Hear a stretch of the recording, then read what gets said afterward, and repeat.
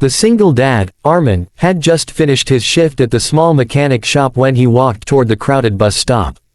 People hurried around, umbrellas brushing against each other as the drizzle grew heavier. That's when he noticed two small children, twins, maybe 6 years old, standing alone, holding each other's hands tightly. Their eyes scanned the faces around them with quiet desperation, but no one looked back. Armin paused, sensing something unusual in the stillness surrounding them, a silence that seemed deeper than the noise around. The boy tugged at his sister's sleeve and pointed at the bus number approaching, but she shook her head, expression full of worry.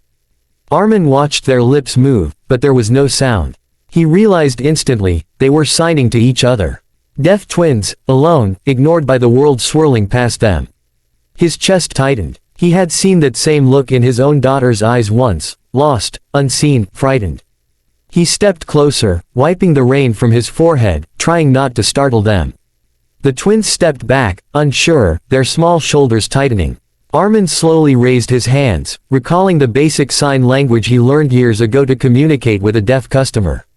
He signed, "Hello." The twins froze. Their eyes widened, not in fear, but in stunned recognition that someone finally understood their language.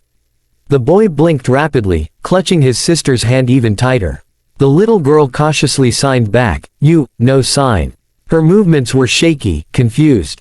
Armin nodded with a warm smile. He bent down slightly to meet their level, making sure they could see his hands clearly. The boy stepped forward just a little, curiosity overpowering fear. Armin signed, "Are you okay?" The girl shook her head, and tears welled in her eyes. The rain soaked their thin clothes, and Armin could feel the twins trembling. He gently guided them toward a nearby bus shelter. People glanced, then quickly looked away, uninterested in two silent children and a tired man kneeling with them. The girl reached into her small backpack and pulled out a crumpled piece of paper, an address written unevenly. She pointed to it, lips trembling. Armin signed, "Home." The twins nodded. But the boy quickly added another sign, "Lost." They had been trying to find the right bus but no one had understood their gestures. They had been standing there for almost an hour, ignored each time they tried to communicate. Armin felt a wave of anger at the indifference around them, but he kept his expression gentle for their sake.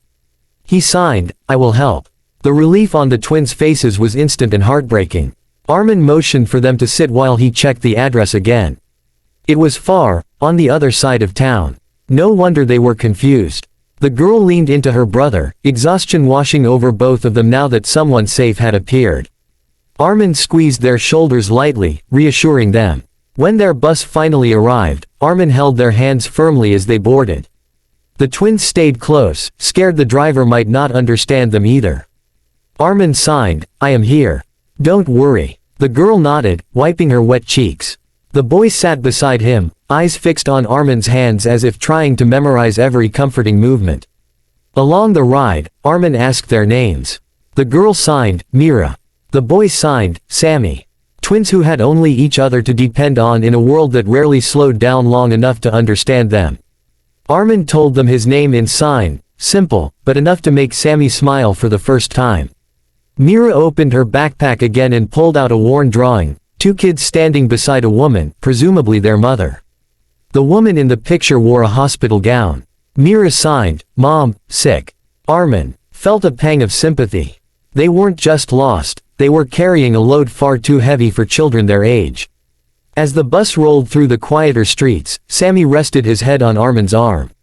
He didn't push him away. He let the boy lean on him, offering warmth in a world that had given them none that day. Mira watched, eyes softening with a tiny spark of trust. When they reached the address, Armin guided them down the steps. A neighbor rushed out immediately, relief flooding her face when she saw the twins. She signed rapidly, thanking Armin over and over. They walked out looking for their aunt, she explained, speaking and signing together. No one understood them, no one helped. Armin knelt and signed to the twins, "Be safe. You are strong." Mira suddenly threw her arms around him, silent tears soaking his shirt.